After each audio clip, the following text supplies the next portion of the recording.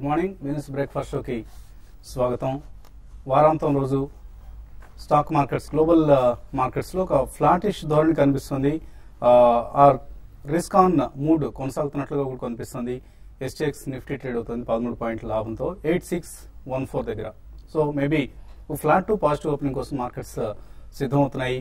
Consolidation is the name of the game అన్నట్లుగా trade అవుతున్నాయి both Sensex and Nifty. అయితే broader markets మాత్రం out perform చేస్తున్నాయి. Last 3 sessions గా mid caps small caps out perform చేస్తూ investors ను కొంత ఆశ్చర్యానికి గురి చేస్తున్నాయి. సో మరొక flat start maybe, but action will be concentrated in the mid and small caps. FI action ఒకసారి గమనిస్తే మనం నిన్న 476 crores worth stocks cash markets లో 474 crores వర్త్ స్టాక్స్ ను క్యాష్ మార్కెట్స్ లో ఎఫ్ఐస్ కొన్నారు. అండ్ చైనా మార్కెట్స్ ఇచ్చిన స్ఫూర్తి కావచ్చు, అలాగే ఐటీసీ మార్కెట్స్ ఆదుకున్న తీరు కావచ్చు. ఐటీసీ స్టాక్ నిన్న 6% పెరగడం చూసాం.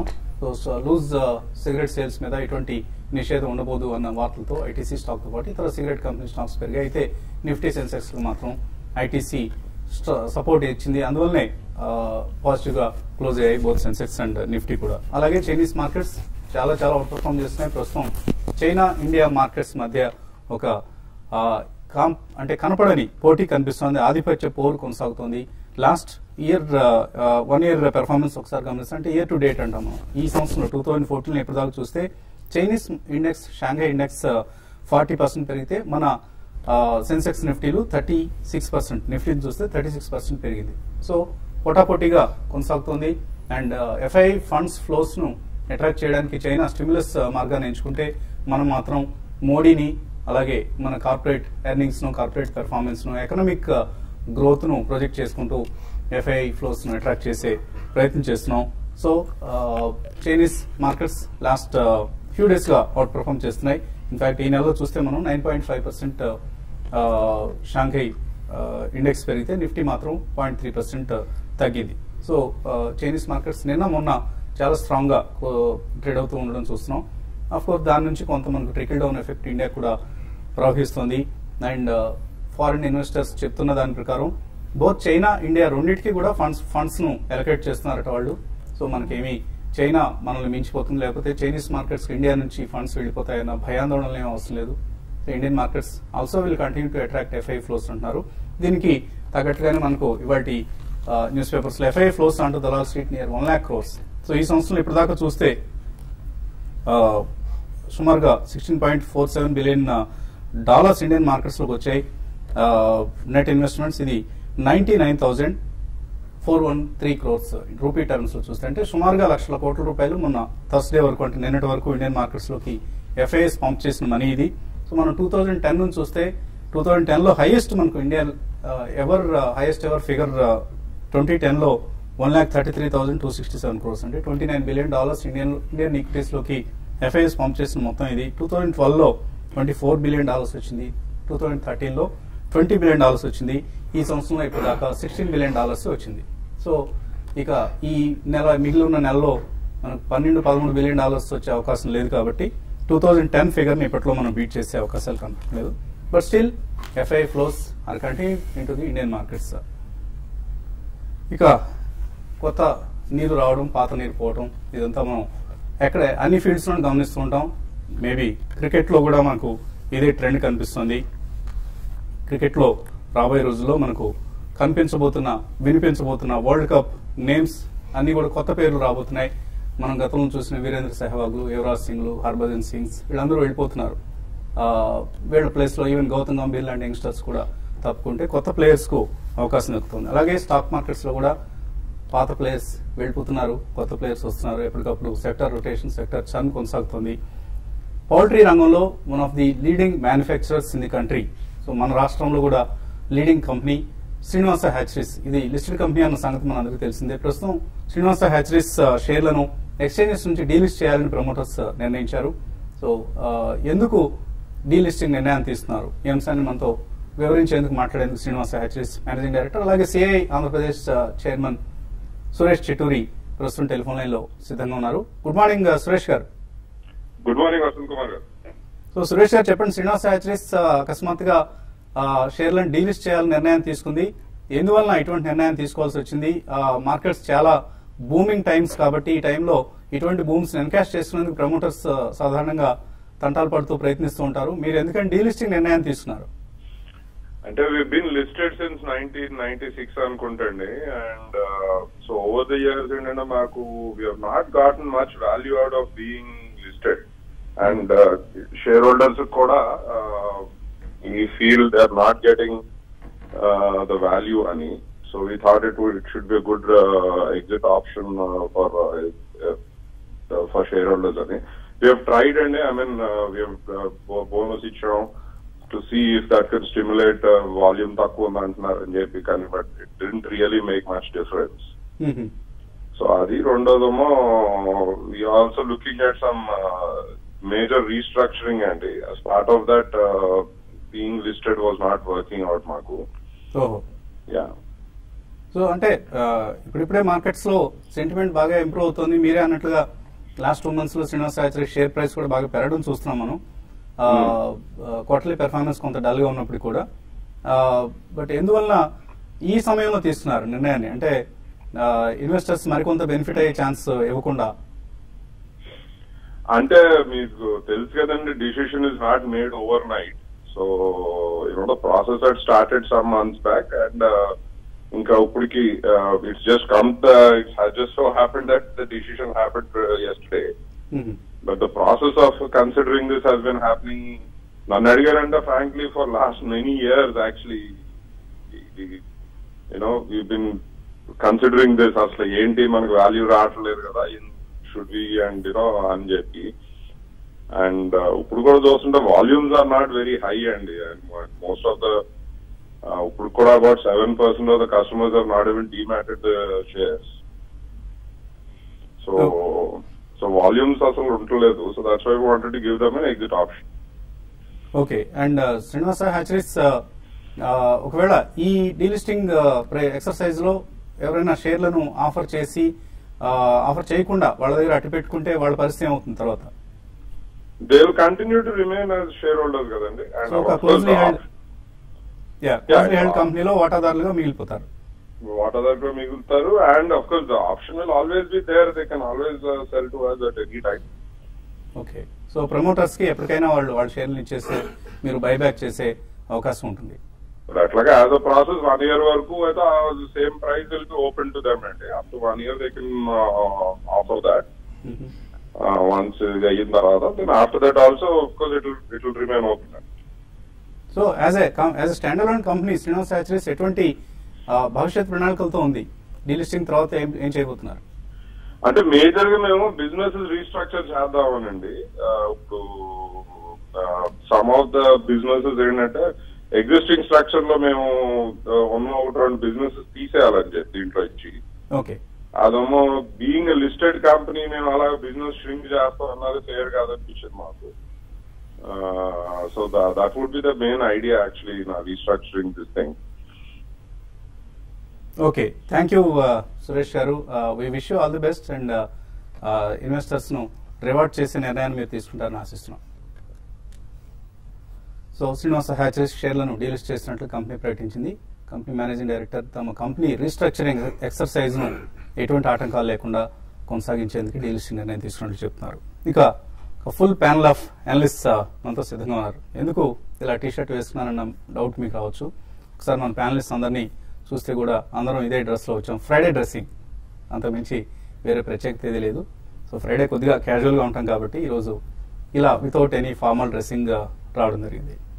So thanks for attending in full presence panelist. So బాలగారు, ఎటువంటి ట్రెండ్ మనం ఎక్స్పెక్ట్ చేయొచ్చు? ఇవాళ ఓపెనింగ్ బహుశా కొంత ఫ్లాట్ టు పాజిటివ్ ఉండే అవకాశం కనిపిస్తుంది. సో వీకెండ్ లో ఎటువంటి పొజిషన్స్ తీసుకోవచ్చు investors, traders? I think mid and small cap still continue to out perform అండి. యాక్చువల్లీ నిన్న చూసుకుంటే మనం కొన్ని సెక్టర్స్ లో ఎస్పెషల్లీ మనకి ఐటీసీ పక్కన పెడితే మిడ్ అండ్ స్మాల్ క్యాప్స్ లో we've seen a lot of action.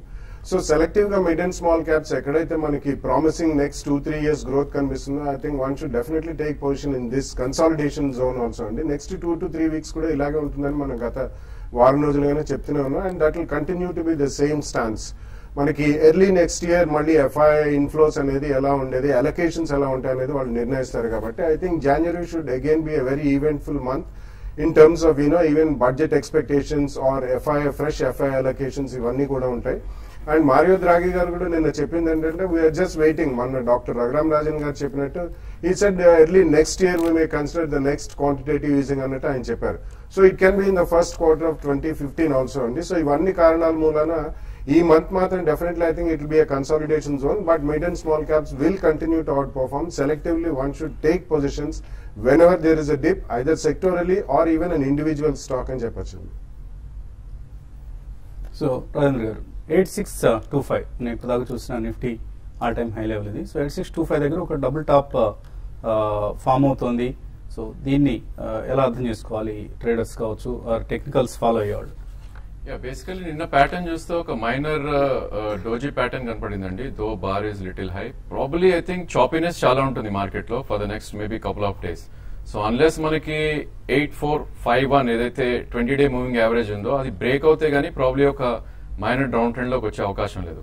So అదేవిధంగా 8625 కనుక బ్రేక్ అవుతే మేబీ ఒక 50 to 70 పాయింట్స్ పైకి వెళ్లే ఛాన్స్ ఉంది.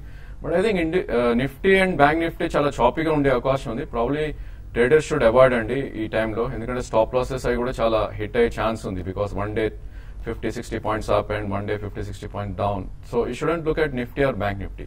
అలానే basically there are some stocks which are giving some good signals actually. I think Dish TV is one intermediate up trend లోకి రావడం చూస్తున్నాం మనం. వీక్లీ బార్ లో 20-డే మూవింగ్ యావరేజ్ 200-డే మూవింగ్ యావరేజ్ అబౌట్ ట్రేడ్ అవుతుంది. సో 6350 ఇస్ 200-డే moving average. I think ఇలాంటి stocks we need to peak అండి. 69 నిన్న almost closing on this, so another 4 to 5 rupees dip low one can start buying Dish TV. Maybe in the next 1 to 3 months it can reach even 85 to 90 అని చెప్పొచ్చు.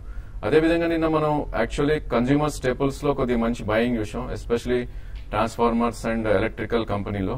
Like siemens నిన్న మంచి breakout వచ్చింది. Probably ఈ chart is looking very good. So we need to buy siemens maybe 1020-1030 దాకా వెళ్ళే chance ఉంది. అదేవిధంగా 942 స్టాప్ లాస్ పెట్టుకోవాలి. And I think one more stock in mid cap IT, probably Hexaware, double top break ayi ninna mano decisively close out on chusam 226 anedi. So 230 around close ayindi ninna. Probably this stock 208 daaka accumulate cheyali. Maybe in the next 1 or 2 months 260 to 270 daaka velle chance undi. So meer eటువంటి performance ni vallu expect chestunaru? Intraday traders కి ఎటువంటి trading ideas ఇస్తారు? Intraday trading అంటే ఈ రోజు కొంచెం market లో కొంత volatility అనేది కూడా మార్కెట్ లో ఉండొచ్చు. మరి ముఖ్యంగా లాస్ట్ ట్రేడింగ్ సెషన్ లో లాస్ట్ లో కొంత మార్కెట్ లో ఒక స్ట్రాంగ్ అప్ ట్రెండ్ రావడం చూసాము. మరి ముఖ్యంగా ఐటీసీ ఒకటి చాలా పాజిటివ్ గా క్లోజ్ కావడం ఒక కారణం అని చెప్పొచ్చు. అయితే మార్కెట్ లో ఏంటంటే కొన్ని స్టాక్స్ మాత్రం చాలా వీక్ గా ఉంటున్నాయి. కాబట్టి ఏంటంటే ట్రేడర్స్ మాత్రం అటువంటి స్టాక్స్ కి లైక్ మనకి ఐబీ రియల్ ఎస్టేట్ కానీ ఐఆర్బీ కానీ ఇటువంటివన్నీ ఏంటంటే హయ్యర్ లెవెల్ సస్టైన్ కాలేకపోతున్నాయి. మరి ముఖ్యంగా ఏవైతే హైబీటా స్టాక్స్ ఉంటాయో అవి కొంచెం వీక్నెస్ ఉన్నాయి. అటువంటి వాటిలో ఏంటంటే పొజిషన్ తీసుకొని కంటిన్యూగా హోల్డ్ చేయడం కాకుండా మళ్ళీ ఒకసారి ఒక 2 to 3%, ఈవెన్ 4 to 5% ప్రాఫిట్ వచ్చినప్పుడు బుక్ చేసుకోమని చెప్తాను. అది కాక బ్యాంక్ నిఫ్టీ మాత్రం చాలా స్ట్రాంగ్ గా ట్రేడ్ అవుతుంది. తర్వాత లాస్ట్ ఒక 3-4 రోజులుగా మిడ్ క్యాప్ బ్యాంకింగ్ స్టాక్స్ కూడా చాలా స్ట్రాంగ్ అప్ ట్రెండ్ ఉంది. కాబట్టి వాటిలో షార్ట్ టర్మ్ పొజిషన్ తీసుకొని కొన్ని రోజులు హోల్డ్ చేయడానికి సిండికేట్ బ్యాంక్ ఒకటి, ఓరియంటల్ బ్యాంక్ ఒకటి, ఈ రెండు కూడా ఏంటంటే చాలా స్ట్రాంగ్ ఉన్నాయి. ఇవి చిన్న స్మాల్ కరెక్షన్ వచ్చినా కూడా ఈ రెండింటిలో కూడా పొజిషనల్ ట్రేడర్స్ పొజిషన్ తీసుకోమంటాను. ఈ రోజు విషయానికి వస్తే ఈ రోజు కొంచెం మార్కెట్స్ ఇంతకు ముందు అనుకుంటే చాపీగా ఉన్నా కూడా స్టాక్ స్పెసిఫిక్ యాక్షన్ ఉంటుంది. కమాడిటీస్ లాస్ట్ 2 days గా కొంత వీక్ ఉన్న స్టాక్స్ ఈ రోజు కొంత స్ట్రాంగ్ ఉండొచ్చు. మరి ముఖ్యంగా చైనా నుంచి వచ్చిన పాజిటివ్ కానీ అంశాలు కానీ. కాబట్టి కమాడిటీ స్టాక్స్ లో లాంగ్ పొజిషన్ తీసుకోమంటాను. హిండాల్కో 167 పైన ఉంటే లాంగ్ పొజిషన్ తీసుకోవచ్చు. ఈవెన్ టాటా స్టీల్ కూడా కరెంట్ అవర్స్ నుంచి లాంగ్ పొజిషన్ తీసుకొని 450 డిగ్రీ స్టాప్ లాస్ పెట్టుకోమంటాను. ఓవరాల్ ట్రెండ్ పరంగా చెప్పాలంటే అప్ ట్రెండ్ కొనసాగే అవకాశం ఉందండి. సో అప్ ట్రెండ్ కొనసాగుతోంది. మిడ్ క్యాప్స్ అవుట్ పెర్ఫార్మ్ చేస్తున్నాయి. చాలా మిడ్ క్యాప్స్ మనకు బయింగ్ ఆపర్చునిటీస్ కూడా ఎప్పటికప్పుడు వస్తున్నాయి. చిన్న చిన్న టిప్స్ వస్తున్నాయి, తర్వాత మళ్ళీ పెరుగుతున్నాయి. పెద్ద పెద్ద స్టాక్స్ లైక్ బోష్ కావచ్చు, ఎంఆర్ఎఫ్ కావచ్చు, ఐషర్ మోటార్స్, లేదా పేజ్ ఇండస్ట్రీస్, మరి even mid cap companies TVS Motors, Voltas, ఇటువంటి కంపెనీస్ అన్నింటిలో మంచి బయింగ్ ఆపర్చునిటీస్ ఎప్పటికప్పుడు వస్తున్నాయి. అండ్ అప్ ట్రెండ్ కొనసాగుతుంది. సో ఇంకా ఈ ట్రెండ్ కొనసాగుతుంది అనుకుంటే ఇటువంటి లార్జ్ స్టాక్స్ లో ఎటువంటి పొజిషన్స్ తీసుకోవచ్చు? మనం ఫస్ట్ నిఫ్టీ చూస్తే కనుక లాస్ట్ 1 week 8600 దగ్గర ఒక మైనర్ కాన్షియస్, ఒక మైనర్ వీక్నెస్ చూస్తున్నాము. కానీ ఓవరాల్ ట్రెండ్ పాజిటివ్ గానే ఉంది. నిఫ్టీలో ఇప్పుడు ఎవరికి ఇంట్రెస్ట్ లేదు. మనం అంటే మన సమయాన్ని ఎక్కువగా మిడ్ క్యాప్స్ వెచ్చించడం మంచిది. ఓకే, ఇప్పుడు ఫ్రంట్ లైన్ లో చూస్తే కనుక బీపీసీఎల్ లాస్ట్ 1 వీక్ గా చూస్తే కనుక బీపీసీఎల్ 700 to 750 మధ్యన కన్సాలిడేషన్ అయ్యి నేను ఒక అప్వర్డ్ రివర్సల్ బార్ జరిగింది. అంటే టెక్నికల్ గా పాజిటివ్ గానే కనిపిస్తుంది. ట్రెండ్ లైన్ బ్రేక్అవుట్ కనిపించింది, మూవింగ్ యావరేజ్ కూడా బ్రేక్అవుట్ కనిపించింది, షార్ట్ టర్మ్ మూవింగ్ యావరేజ్. అంటే 725 దగ్గర ఏమాత్రం కనుక ఇవాళ దాటిందంటే కనుక ఇంట్రాడే కాదు ఫ్యూచర్స్ లో కూడా లాంగ్ పొజిషన్ తీసుకోవచ్చు. అలాగే టాటా స్టీల్ లో కూడా బాగానే ఉంది. అలాగే బ్యాంకింగ్ స్టాక్స్ లో కూడా చూస్తే కనుక లాస్ట్ 1 వీక్ మార్కెట్ రియాక్షన్ లో కూడా నెగిటివ్ కనిపించట్లేదు. ఒకవేళ లాంగ్ పొజిషన్ ఉన్నాయంటే కనుక స్ట్రిక్ట్ గా స్టాప్ లాస్ పెట్టి హోల్డ్ చేయొచ్చు. So on the whole market positive గానే కనిపిస్తుంది. సో కాకపోతే కొంచెం హై రేట్ లో కొంచెం minor tiredness overbought position adjust చేస్తుంది కాబట్టి సెలెక్టివ్ స్టాక్స్ పెరిగే అవకాశం ఉంది. ఫ్యూచర్స్ లో కనుక లాంగ్ పొజిషన్ ఉంటే ఓవర్ గా 8500 ఒక బెంచ్ మార్క్ పెట్టుకోండి. 8500 బ్రేక్ అయిందంటే మటుకు డౌన్ సైడ్ కొంచెం షార్ట్ పొజిషన్ కట్ చేసుకోవడం బెటర్. 8500 పైన ఉన్నంతసేపు లాంగ్ సైడ్ ఉండొచ్చు. సో ఫ్యూచర్స్ లో షార్ట్ పొజిషన్స్ తీసుకుందాం అనుకున్న వాళ్ళకి ఎటువంటి సలహా ఇస్తారు? నిఫ్టీలో కొన్ని సెలెక్టివ్ ఐటీ స్టాక్స్ లో కొంచెం వీక్ గా కనిపిస్తుంది. నిఫ్టీలో కనుక షార్ట్ పొజిషన్ తీసుకోవాలనుకుంటే మటుకు ప్రస్తుతానికి పూర్తిగా అవాయిడ్ చేయండి. ఎందుకంటే మార్కెట్ సైడ్ వేస్ లో ఉంది కానీ ఒక డౌన్ సైడ్ వీక్నెస్ అనేది కనిపించట్లేదు. ట్రెండ్ రివర్స్ లేదు. 8500 బ్రేక్ అయ్యి దాని కింద ట్రేడ్ అవుతే మటుకు షార్ట్ పొజిషన్ తీసుకొని 8520 పైన జస్ట్ 20 పాయింట్స్ పైన స్టాప్ లాస్ పెట్టి హోల్డ్ చేయొచ్చు. సో షార్ట్ సెల్లింగ్ రిస్క్ అంటారు, అవాయిడ్ చేయడం మంచిది. సో ఇవి అనలిస్ట్ ప్రస్తుతానికి చెప్తున్న ఒపీనియన్స్ అండ్ ఫుల్ హౌస్ కొనసాగుతోంది అనలిస్ట్ టీంతో. బ్రేక్ తీసుకున్నాం. బ్రేక్ తర్వాత ఇన్వెస్టర్స్ కాల్స్ కు అలాగే మెయిల్స్ కు సందేహాలకు సమాధానాలు ఉంటాయి.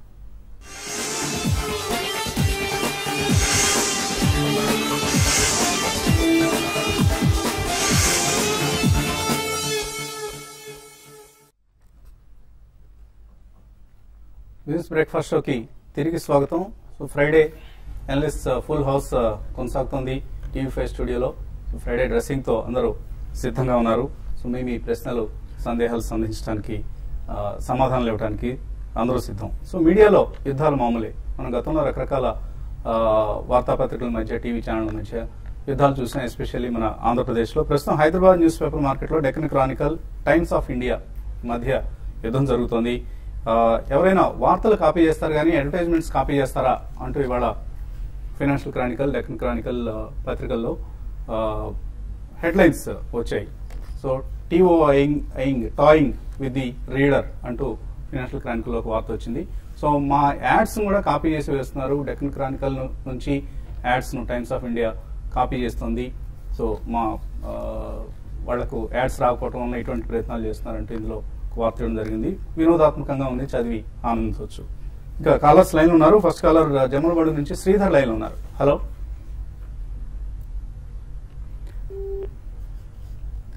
కాల్ కట్ అయింది. తర్వాత కాలర్ లైన్ ఉన్నారు. హలో హలో, ఎక్కడి నుంచి మాట్లాడుతున్నారు? సార్ నమస్కారం సార్. హైదరాబాద్ సార్, రంగారెడ్డి నా పేరు. అడగండి రంగారెడ్డి గారు. సార్ నా దగ్గర ఎన్సీఎక్స్ 820 లో ఒక 500, C8 ఒక 850 లో ఒక 500 ఉన్నాయి సార్. ఓకే, ఉంచుకోవచ్చా ఈ లోన్? ఎన్సీఎక్స్ అండ్ C8 మీరు లాంగ్ టర్మ్ కోసం కొన్నారు ఇవి? అవును సార్, 1 year వరకు ఉంచుతారు. 1 year హోల్డ్ చేయగలరు? హోల్డ్ చేయొచ్చు సార్ రెండు షేర్లు కూడా.